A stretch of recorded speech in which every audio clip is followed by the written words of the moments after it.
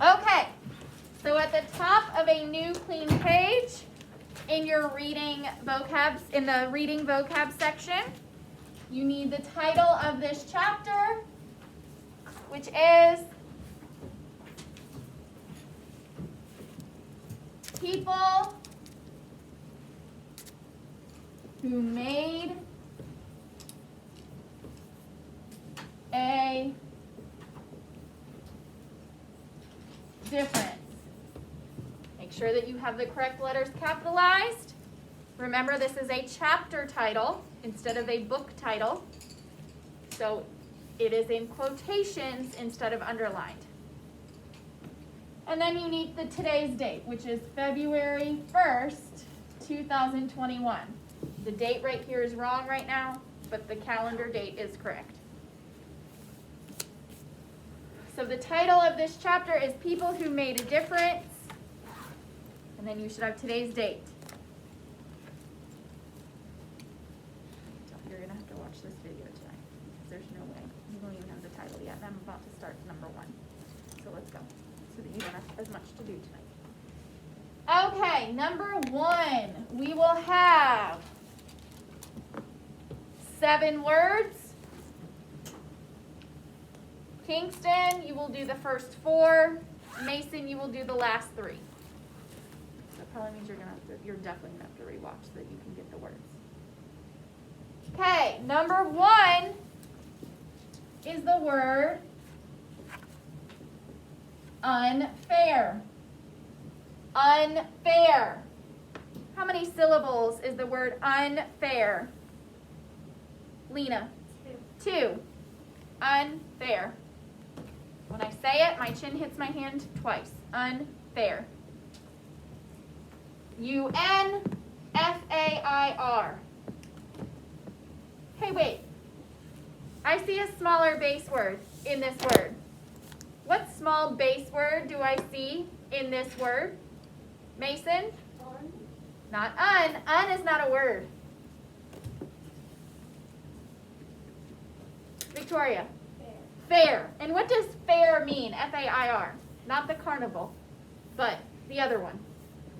It means like everything's equal and everything's right. Good. Fair, not the carnival one, because we know this is a multiple meaning word, right? But we're talking more about the one that means everything is equal or everything is right. Everything is fair. But we have these 2 letters, un, before. Remember we were talking about suffixes last week, or maybe 2 weeks ago? I don't remember. It was either last week or the week before. Well, we were. If you don't remember it, it's on you. So, because we've talked about it, and that wasn't even the first time. Suffixes were the letters added to the end of a word to change its meaning. Well, now we have letters added to the beginning of a word to change its meaning. When letters are added to the beginning, it is called a prefix. Suffixes are letters added to the end to change a word's meaning. Prefixes are letters added to the beginning to change its meaning. So in this case, we have the prefix un, U-N. Now, it is not a word, but if you see those 2 letters, it means it changes that word to the opposite. So if something is fair, it is right and it is equal. If we add UN, it means the opposite. This is still an adjective. We're still using it as an adjective, but instead of everything being fair, right and equal, it is now describing things as unfair, not right and equal. So prefixes are letters added to the beginning that change the meaning of a word. Anytime you see UN added to the beginning of a word, it means take that adjective and make it the opposite. So if we have the adjective well, like somebody is feeling well, that means they're feeling good, they don't feel sick, whatever. But if we add the prefix un to the adjective well, how are they feeling? If they're feeling unwell, Aaron, they're feeling sick. They are not feeling good and healthy. Un means excuse me. Un makes the base word opposite. So be looking for that in this chapter, because we're going to be talking about prefixes. Okay, unfair is an adjective. It's a describing word. So that suffix we talked about, OUS, changed a noun to an adjective. In this case, it doesn't change the part of speech, it just makes it the opposite. Adjective, that means something is not right or just.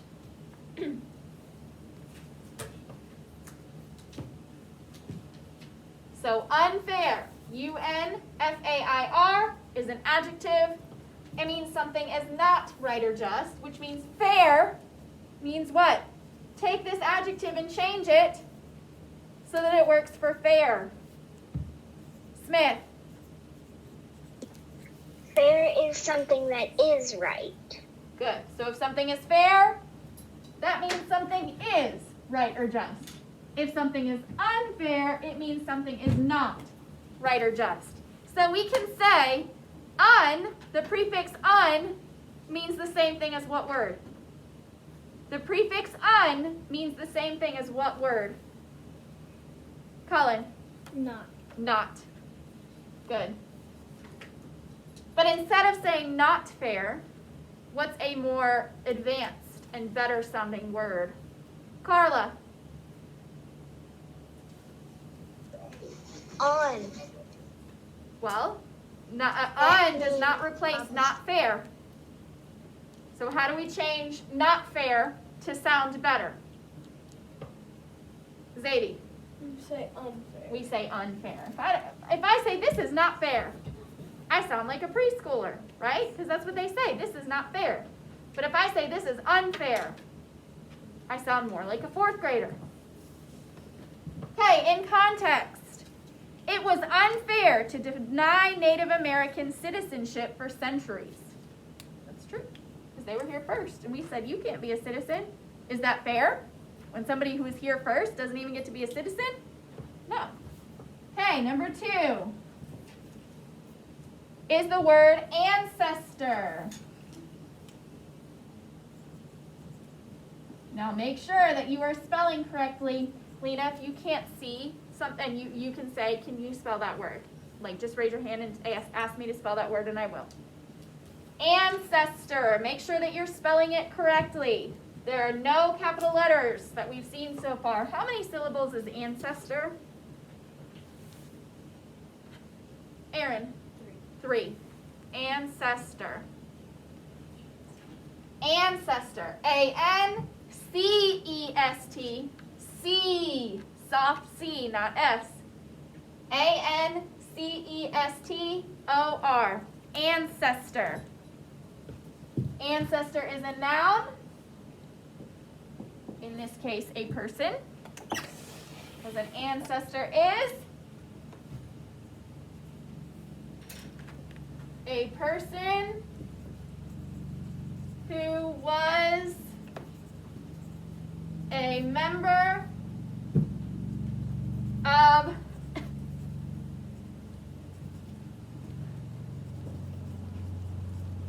your family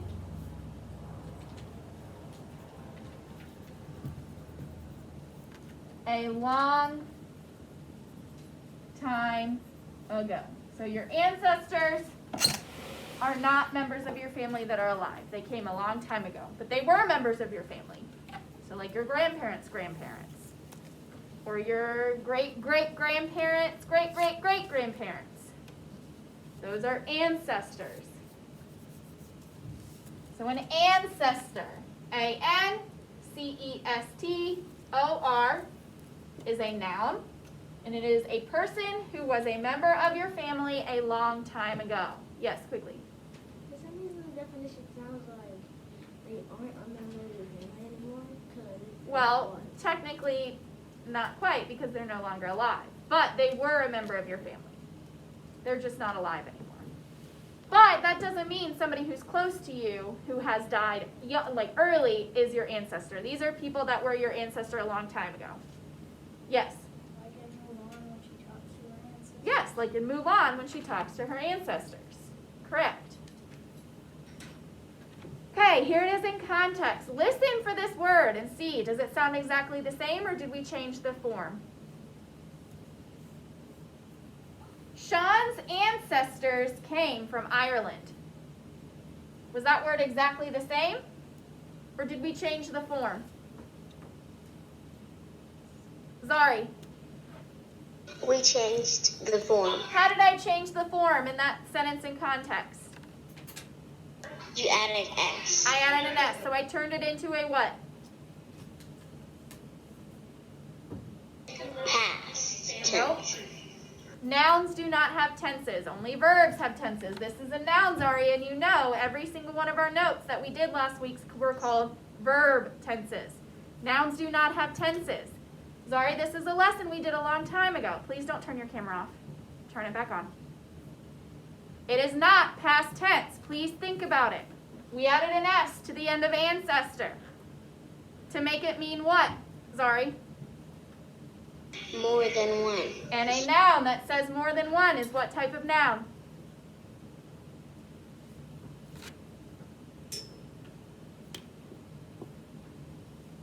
Can't forget it. We even talked about this last week. You can't zone out just because it's not your turn. Aaron, a plural noun. Come on, guys. When you zone out, that means we have to wait longer for you to get the answer. And that's not fair. Okay, so I changed it to a plural noun. This means one ancestor. In the sentence I read, Sean's ancestors came from Ireland. It doesn't mean just one person who was a member of his family from a long time ago. It means a bunch of them. Okay, number 3.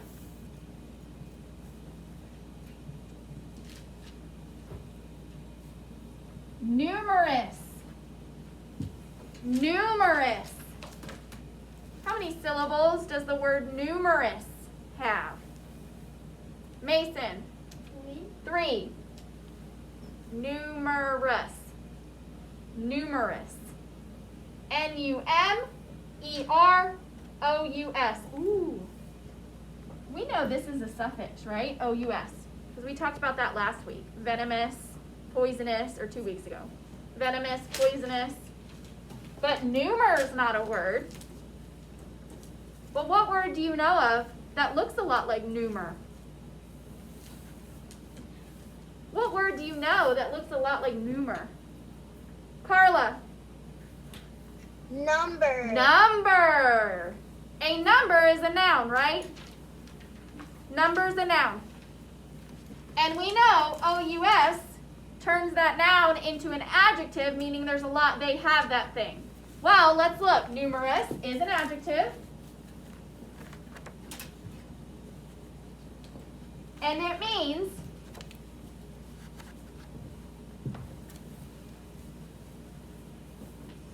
that there are many of something.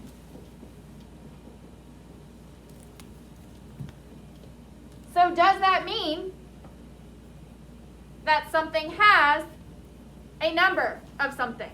It has a great number of something. So O-U-S is that suffix. It's doing its job. It's turning that noun, number, into an adjective, meaning they have it. A number of objects usually means a lot of them. Numerous means there are many of something. So if something is described as numerous, it means there is a great number of something. Here it is in context. After numerous tries, Sally finally made the soccer team. What word does numerous describe in that sentence I just said? After numerous tries, Sally finally made the soccer team. What noun does numerous describe in that sentence? Lena. What noun does it describe? So we know adjectives describe a noun, a person, place, thing, or idea. So what is the noun in that sentence, the person, place, thing, or idea that numerous describes? I'll read it again. After numerous tries, Sally finally made the soccer team. So what does numerous describe in that sentence? Cullen? Sally. Sally? There's a lot of Sally? Does that make sense? No. So please think about it. After numerous tries, Sally finally made the soccer team. Kingston. Tries. Almost always in English, the noun, the adjective describes the noun that comes right after. Almost always. So if there is a noun after an adjective, like tries comes after the adjective numerous, Colin, you're zoning out. That means numerous, the adjective is describing the noun that comes next. Tries. Okay, next word. Number 4. Kingston, this is your last word. Segregation. That's a mouthful. Segregation. How many syllables is segregation? Michaela. 3. Not 3. Zadie. 4. 4. Segregation. Segregation. 4. The sound changes 4 times. Segregation. S-E-G-R-E-G-A-T-I-O-N. Segregation is a noun. It's a thing, or an idea, really. And it is the separation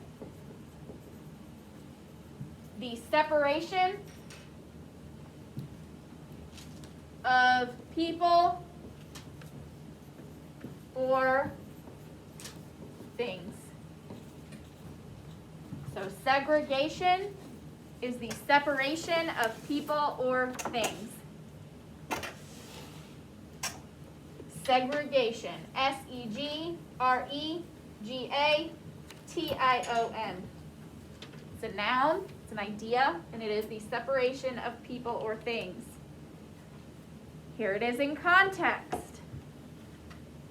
In America, segregation meant separating people by color, making one group use different schools, restaurants, stores, and seats on the bus. Segregation. So, Kingston, those are your 4 words. Mason, you will have the next 3.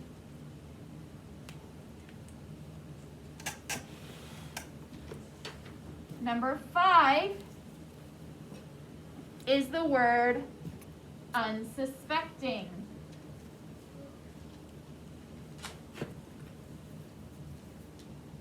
Unsuspecting.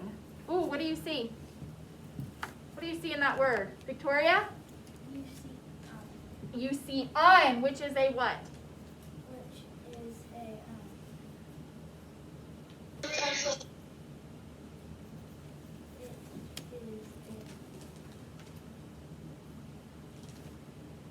The opposite of suffix.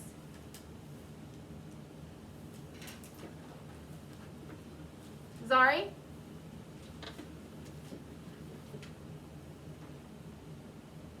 Zari? A prefix. A prefix.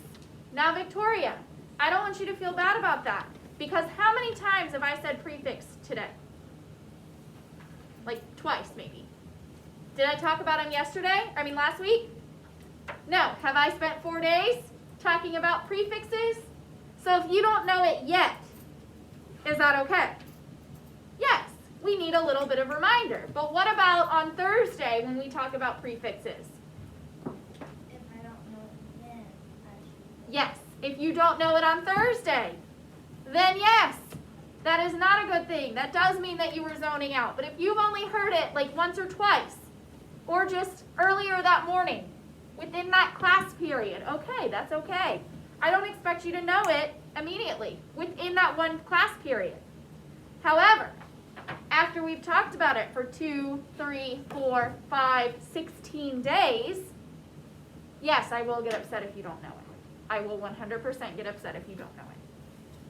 So we have the prefix Un. And what does the prefix un do to the word that comes after? It makes it the opposite. It makes it the opposite because we can think of un as being the same as what word? Not. But instead of saying not suspecting, we can say unsuspecting and make our writing sound a little more interesting, a little bit older. Unsuspecting is an adjective. Oops.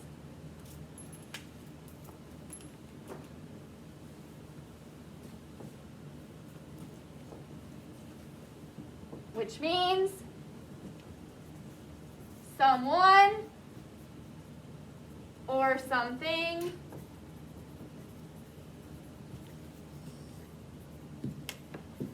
is trusting.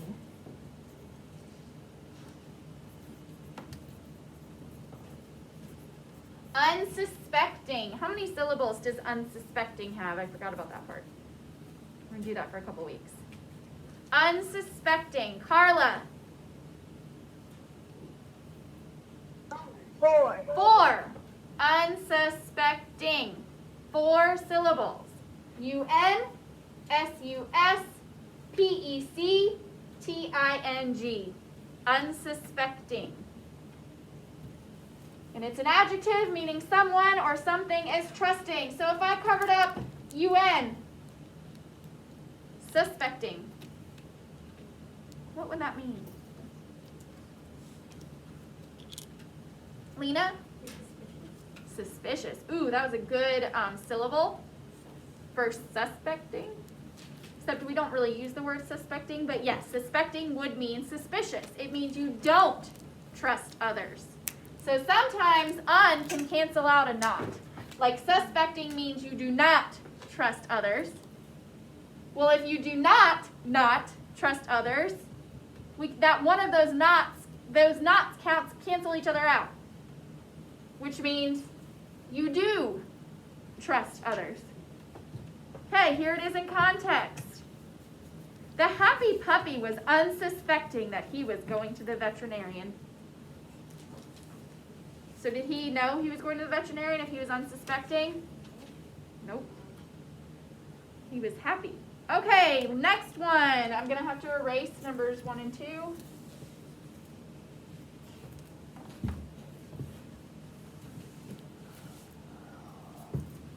Number 6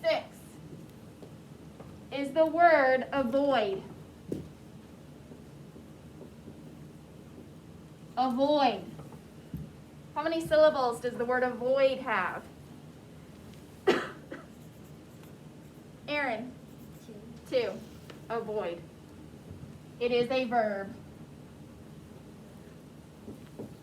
It is a verb. It's an action verb. And it means to stay away from something. Avoid means to stay away from something.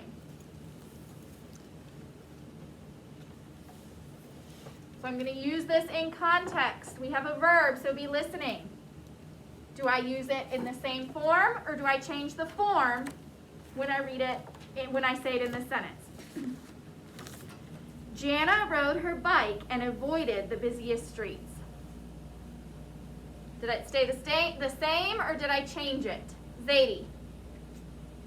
You changed it. How did I change it in that sentence? Would you like me to read it again, or do you remember?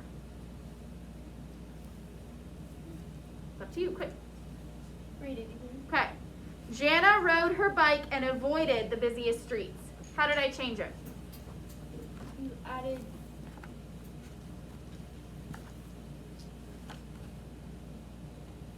Confidence. I think you know. Don't be scared. you add ed. I added ed to the end, which means I did what to it? I changed it from a present tense verb to a In the past. past tense verb. To change a verb to the past tense, a regular verb to past tense, I add ed. So today, I avoid the busy streets. Yesterday, Jana avoided the busy streets.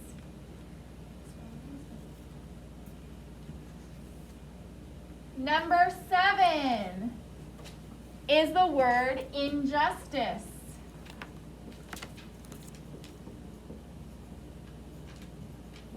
Injustice.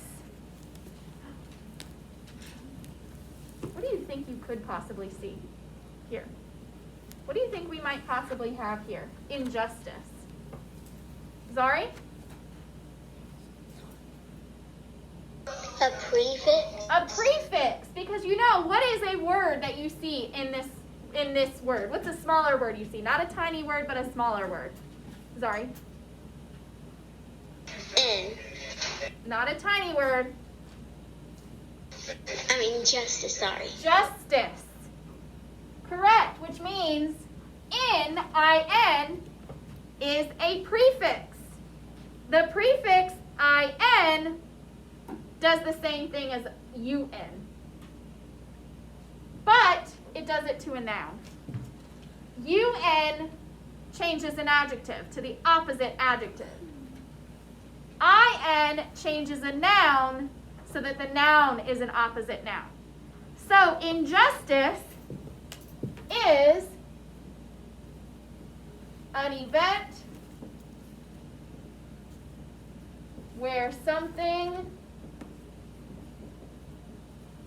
unfair has taken place.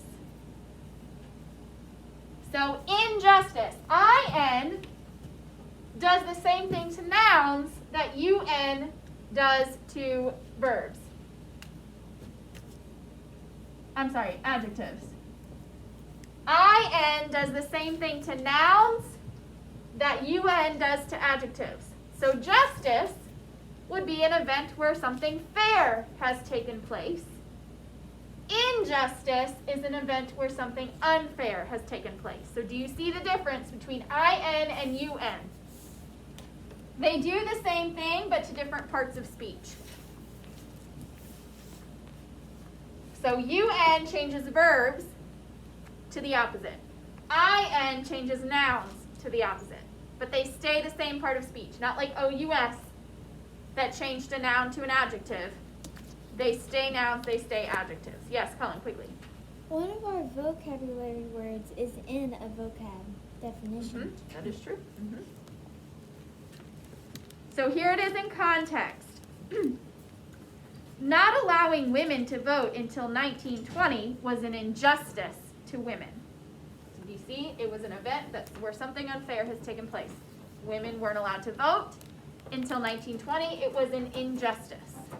An event or thing where something unfair has taken place. Okay, make sure you have all those. Does anybody need me to spell anything? There are no capital letters. Once you are done and you have checked to make sure that everything matches exactly, you may go ahead and put away your vocab notebook and open your textbook to page 304. Page 304. Okay, so everybody should be open to page 304. And let's go ahead and look at this picture. While you look at the picture, I'm going to be reading to talk about it and be thinking of an answer. Why would someone paint such a large picture? So think about that. Look at it. Look how big it is. You see those little kids in the front? Why would someone paint such a large picture?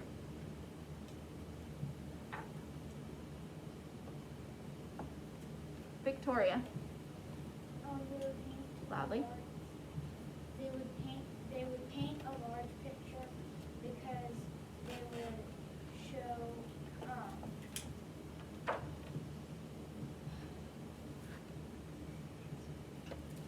We'll call on somebody else and if maybe it'll come to you. Zadie? Maybe so everybody could see it so they could get maybe a point, like they could share their point of view. Okay, so they want to share their point of view. So they want to make it large enough that people can see it. Okay, anybody else have a different answer? Carla?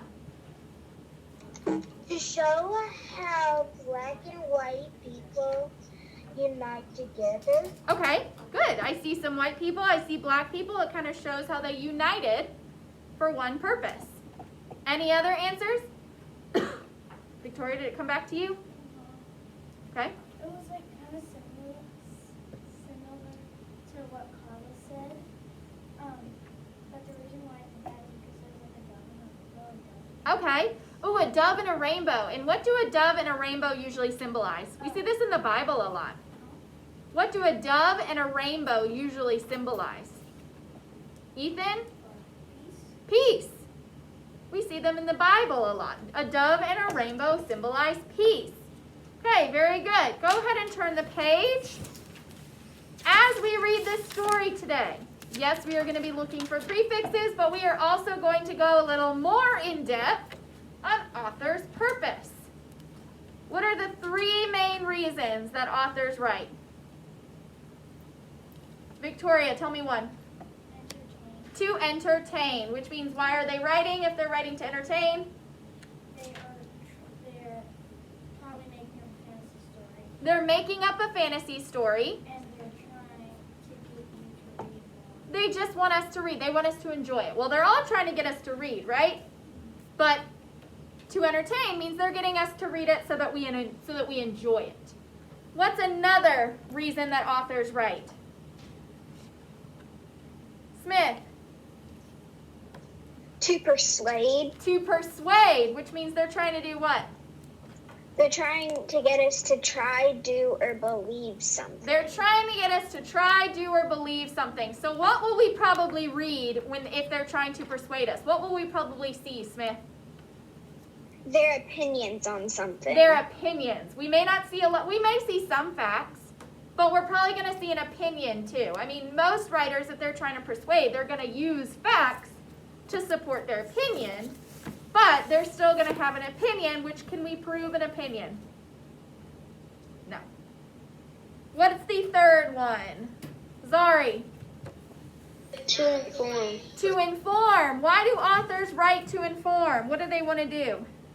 To give us facts. They give us facts because they're trying to do what?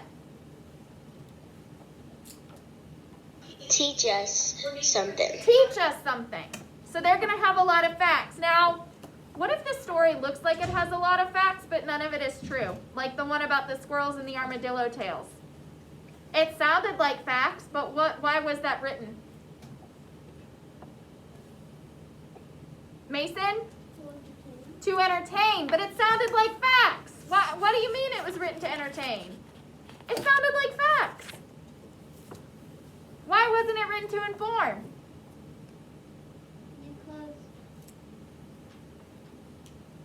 Because talking about tails may be really funny to some people. Okay. But why else was that written to entertain? It sounded like facts. Aaron? Because it's not true. Can't hear you. Because it's not true. They weren't true. So sometimes authors are able to write things that sound real. But if they're not true, are they facts? No. No matter how sure of themselves that author seems, if they are telling you something that is not true, well, it's not a fact. Squirrels did not used to have rough, scaly, thin tails, and armadillos did not used to have big, bushy, fluffy tails. It sounded that way based on how the author was talking, but we know that's not true. So it was not written to inform, it was written to entertain. So you have to look closely. Are they actually facts, or is this author just making it sound like they're sure of themselves? Okay, so we're going to keep working on author's purpose. We're going to keep looking for clues, but we're going to look a little deeper. We're going to try to figure out, okay, instead of writing actual clues, we're going to say what the author does and does not do. We're not writing facts. We did a little bit of this with Roadrunner's Dance. But we're going to go even more. What does the author do or not do that tells us their purpose? Okay, so let's go. What? We are working on prefixes. What does that mean, Ethan? What? Don't take your shield off.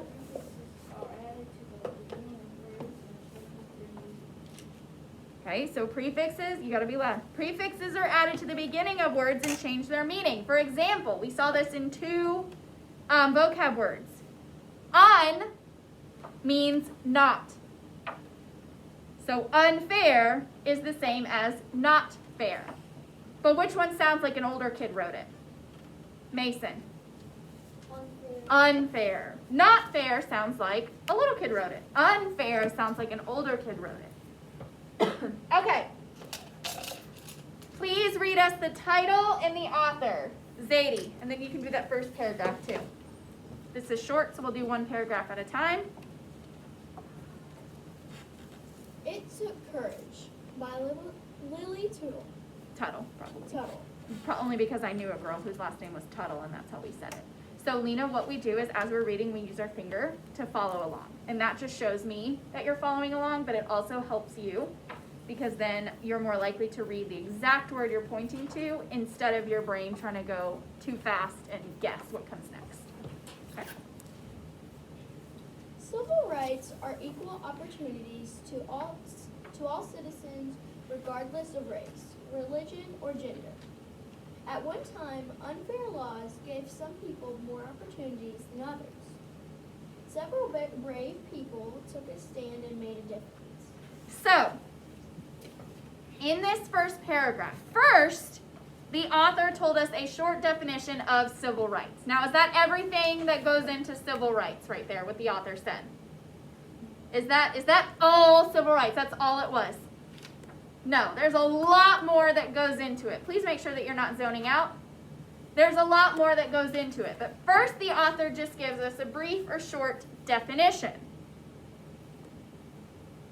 And then she tells us, hey, some people have done this. Some people have fought for this. To make sure that everybody gets these equal opportunities. So we're probably going to read a lot of facts about these people. But when the author uses brave, is that a fact? Is saying that someone is brave a fact? Aaron? No, that's one of those adjectives that we look for when we're trying to figure out an opinion, right? Because do you think every single person on the planet thinks that brave means the same exact thing? If I say your actions taking your test are brave, is everybody going to think that taking a test is brave? No. No, they're not. What about if I said, ooh, jumping out of that airplane with a parachute is brave? Does everybody think that's brave? No. What about the people that are crazy and just think, oh, that's nothing? No. So brave shows that the author is stating an opinion. So right now we know there's probably going to be facts, but we also know that she stated an opinion. So what two purposes could she probably have at this point? Come on, guys. This is like the 5th time we've talked about author's purpose. There's only 3. So far we know we're probably going to read a lot of facts, but she's also stated an opinion. So what purposes could she possibly have so far? Aaron?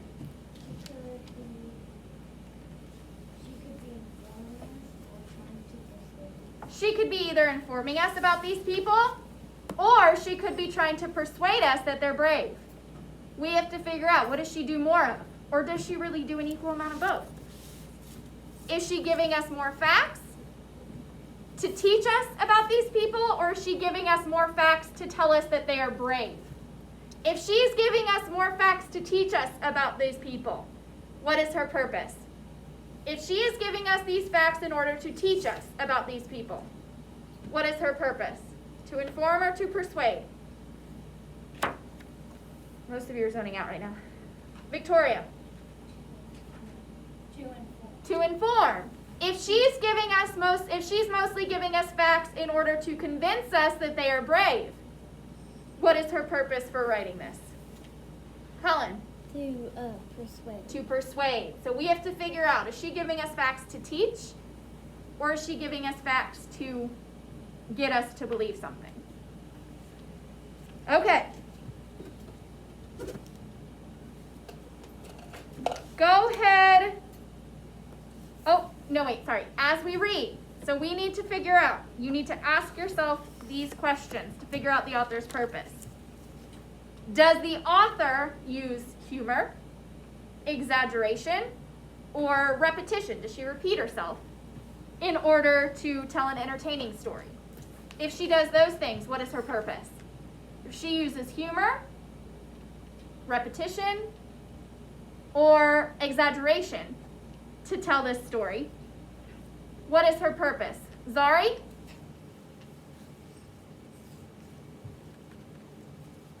To entertain. To entertain. Does the author provide a lot of information? Just a lot of information about all different things. If she provides a lot of information about all different things, what is her purpose? Smith? To inform us. To inform. Does the author use facts to get us to think or act a certain way? If she uses facts to get us to think or act a certain way, why is she writing this? What is her purpose? Carla? To entertain. Nope. Come on, guys. Some of you are zoning out. You're refusing to cooperate. There's only 3 options. We've already talked about 2. So there's only 1 left. If you were listening, you know there's only 1 left. If you weren't listening, you have no idea where we are or what's left. Because you weren't listening. Not because I'm not teaching it to you or you don't have tools, but only because you weren't listening. Victoria? To persuade. Okay, so let's go ahead. Let's find. Is there humor? Exaggeration? Is there just a lot of different facts about all different things? Or are there facts trying to get us to think or believe a certain thing? Kingston, please read next, loud and slow. Sit up straight, please.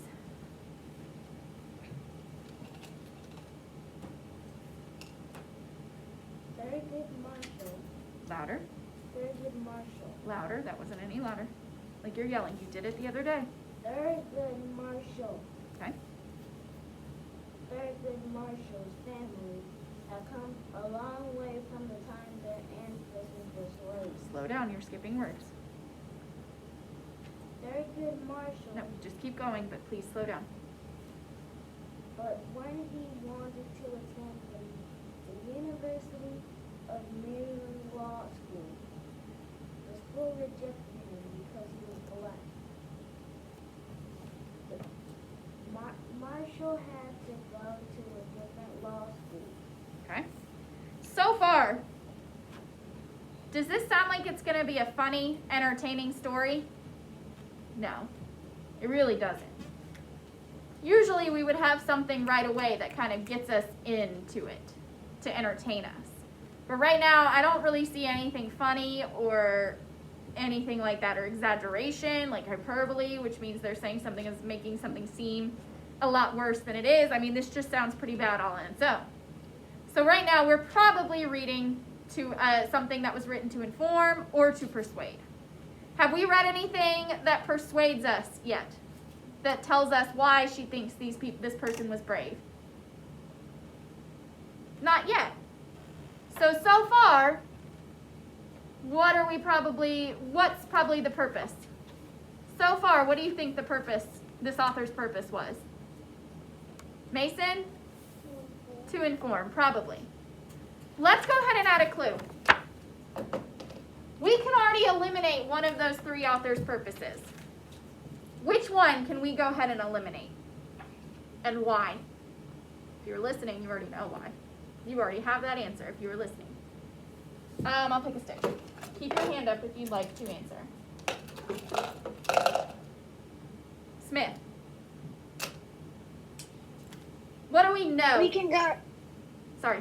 We know that he is she is not trying to entertain us. We know she's not trying to entertain us. Why do we know that? Because usually it would start with something that would get us excited about reading it. So, the author is not using humor, exaggeration, can say, or excitement to entertain us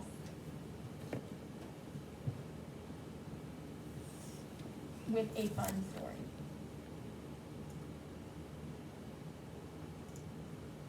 Okay? Let's keep going.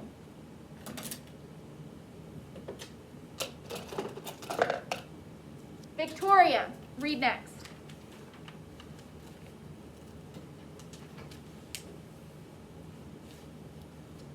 Loud and slow.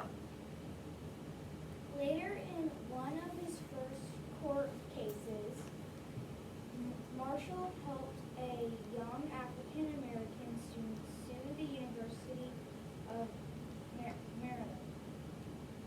The school had denied him and Cover up AD. What is that word?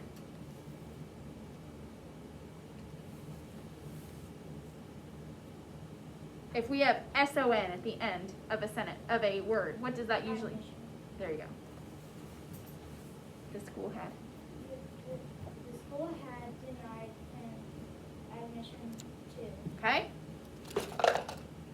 Michaela, keep reading.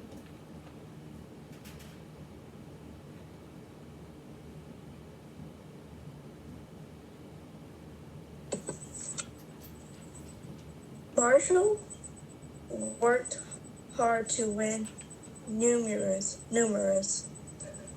cause one of Oh, his best. no, go slow. That's not the word cause. Cause would not be in a story because it would be because. But that's not the word cause. Marshall worked hard to win numerous cases. One of his best known trials was Brown v. That means versus. Board of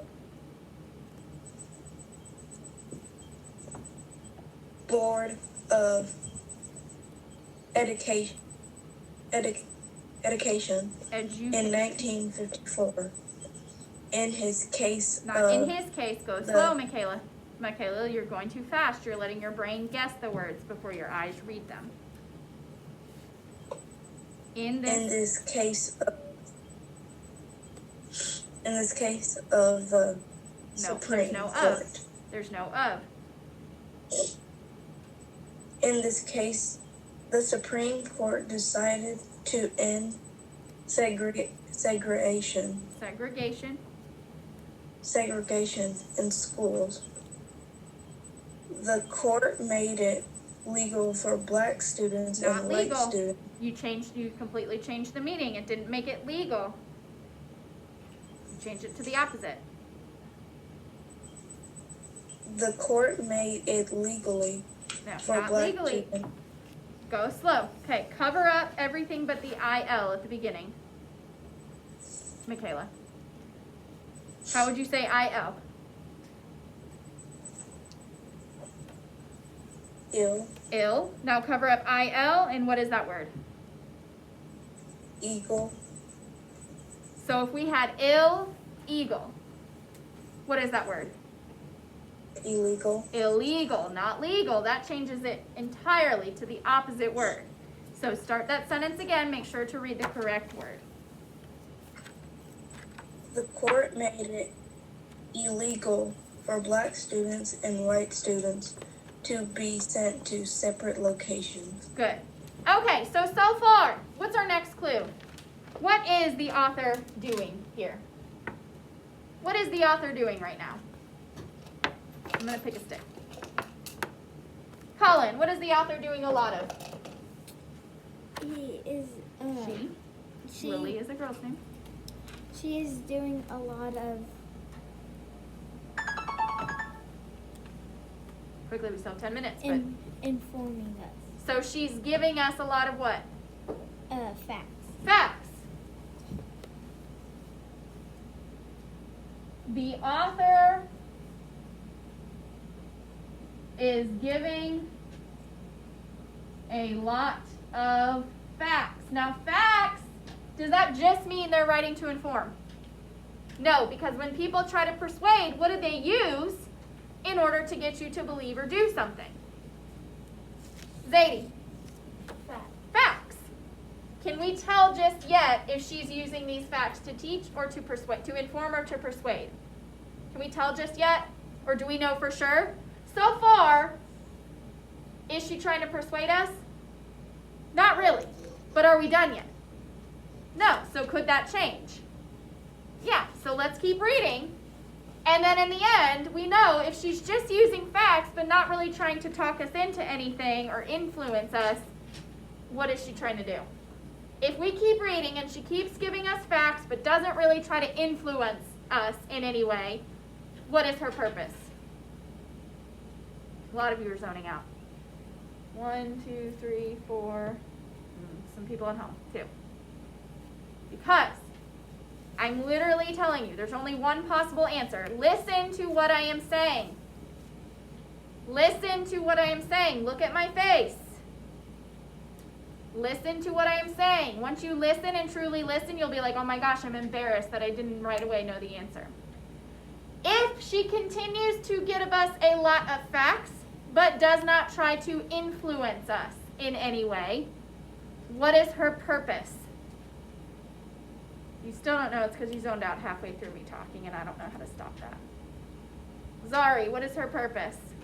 If she To inform us. To inform. If she continues giving us a lot of facts, but she starts to try to influence us, what is her purpose?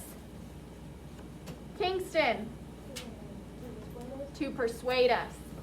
Okay, keep reading. Read next. Zadie again. Ruby Bridges. In 1960, 6-year-old Ruby Bridges was the first black child to go to an all-white school in the South. Ruby was young and unsuspecting. She didn't realize how brave she was to do this. The white parents decided to take their children out of school for a whole year. For a whole year, Ruby and her teacher were the only people there. Eventually, some white children returned. The following year, more black children came.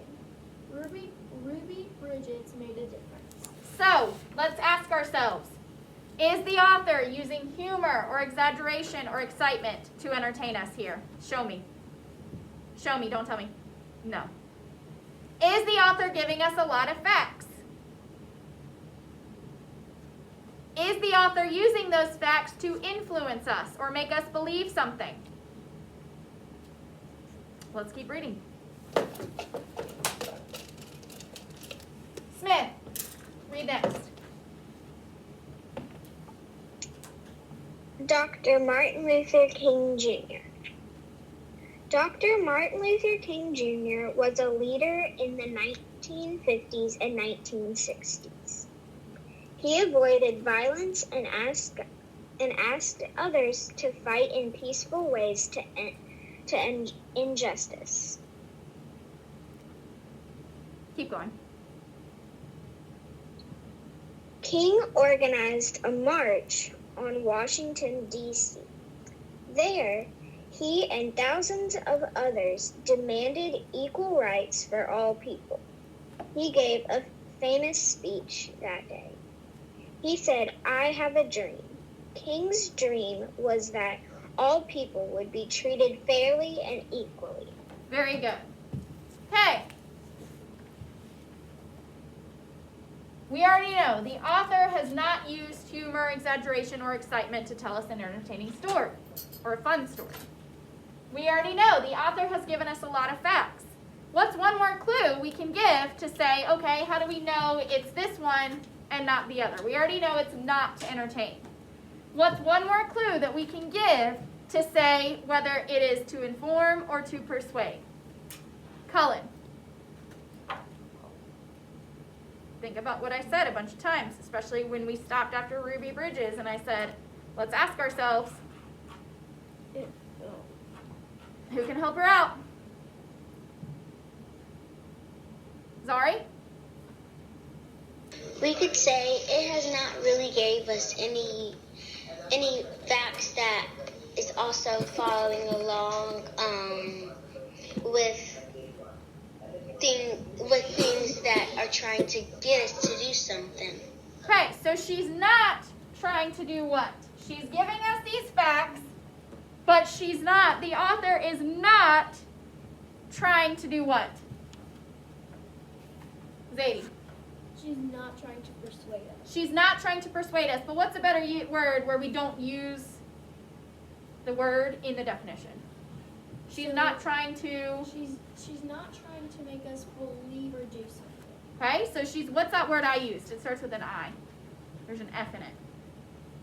You guys have heard it probably a lot when it comes to like TikTok and Instagram.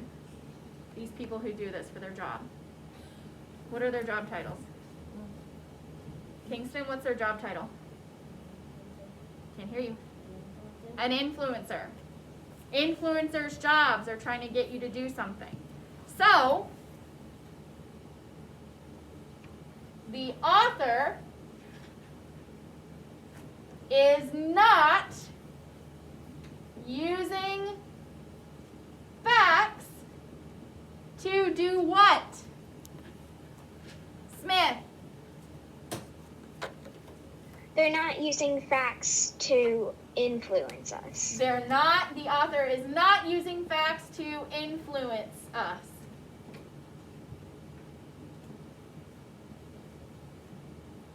So, if the author is not using humor, exaggeration, or excitement to entertain us with a fun story, the author is giving a lot of facts, and the author is not using facts to influence the reader. What is the author's purpose for writing this piece? I'm going to pick a stick because everybody should know. Everybody can take these 3 clues and figure out what it is. Mason. Put it in a sentence, please. To inform is not a sentence. You're correct, but you need to put it in a sentence. You do not need to do this. You can just tell us in a sentence.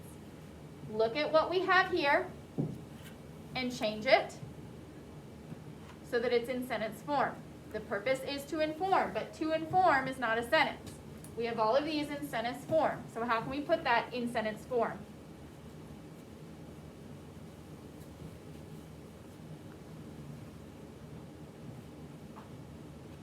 Come on, we need to go to Spanish. Take a breath, please. Carla, how can we put that in sentence form? The author is giving us a lot of facts to inform us and not trying to make us do. Okay, but we can shorten that a lot. We only need one short sentence. That is correct, but that's a little too much information. Colin. The author is trying to inform us. Can we use the skill? The author's purpose is to inform us. The author's purpose. We're using the skill in the sentence. The author's purpose is to inform. So see, Mason, that's all you have to do. The author's purpose is to inform. You got to think. You got to keep your brain here. That goes for all of you. There was about 3 of you that weren't here, 3.5 of you that weren't here for pretty much any of the lesson. It's going to make your homework a lot harder tonight. Okay, you will have reading homework. We'll talk about it later this afternoon. It'll be same as always, vocab on the front, skill on the back.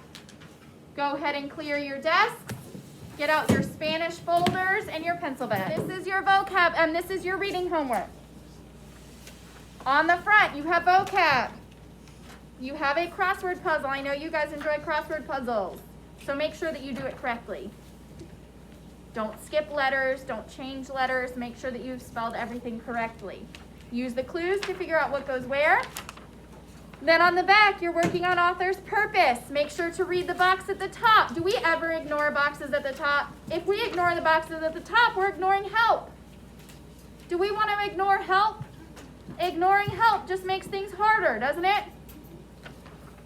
Then you're going to read the following sentences. Think about the author's purpose. After each sentence, write inform or persuade. Ooh, so we're really working on the difference between informing and persuading in this chapter, it seems like. So you have to figure out, is this a fact given to teach us something? Or is it a fact given to make us feel a certain way? Or is it just a straight opinion? If it's a fact given to teach us something, what is it? Why is it written? Carla. The purpose will be to inform us. To inform. If it's a fact given to get us to think something, what is the author's purpose? Mason. Persuade. If it's an opinion, what is the author's purpose? Smith. To persuade. To persuade. Make sure to pay close attention. At the bottom it says write a sentence to persuade readers to support your point of view on a topic you feel strongly about. So you're going to write a sentence trying to get somebody to believe an opinion you have about something. You guys have lots of opinions. I hear them every day at lunch.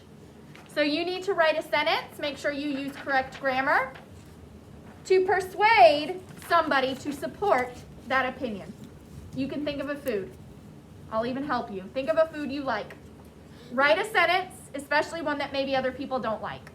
Write a sentence trying to get somebody to support your opinion about that food. Okay, that's all I'm going to say. Put that in return to school and get out spelling. I'm going to go ahead and pass out your spelling packet. Then we will write homework. So get out your spelling. Girls at home, I'm going to send you spelling as soon as school is out. You don't have spelling yet. Remember to move list 9 into the old list.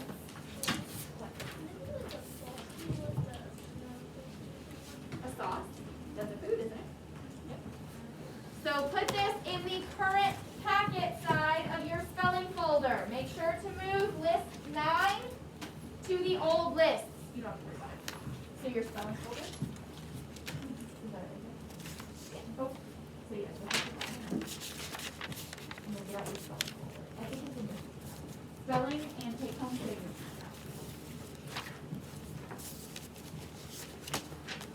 Did everybody get a spelling packet?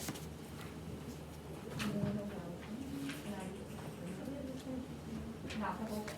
You'll only finish Monday summer. And it'll say.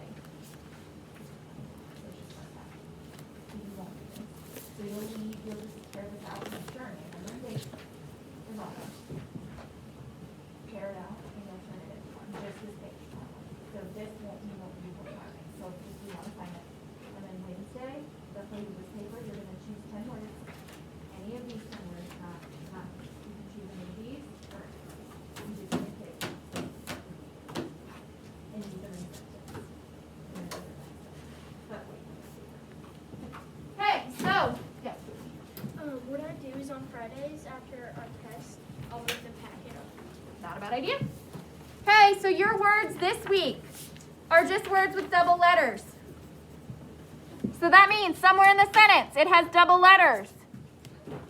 You know how usually on your write twice you have an extra direction. You don't have an extra direction this week. Because there's really not. I mean, I could tell you to circle the double letters, but let's be real. A first grader could do that.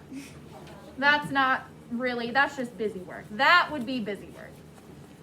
Usually, there's always a phonics rule. So, Lena, there's usually a phonics rule that the words follow. These do follow a phonics rule, but it's just double letters. But usually there will be like, some of the words will say ow, some of them will say ah, like last week.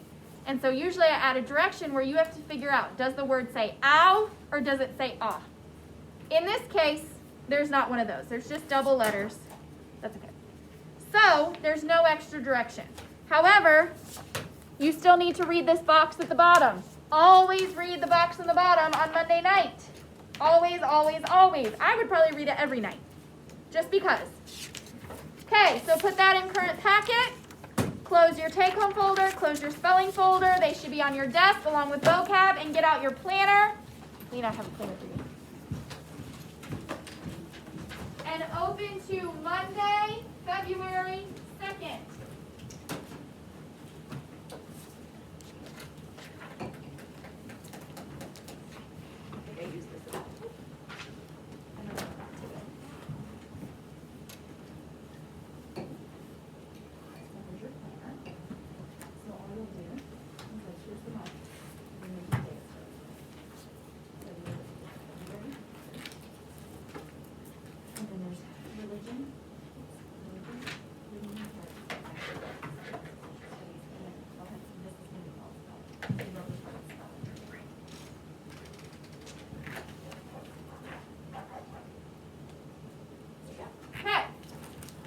Now, this is the same as daily precept, Lena, where if you can't really see, whoops, that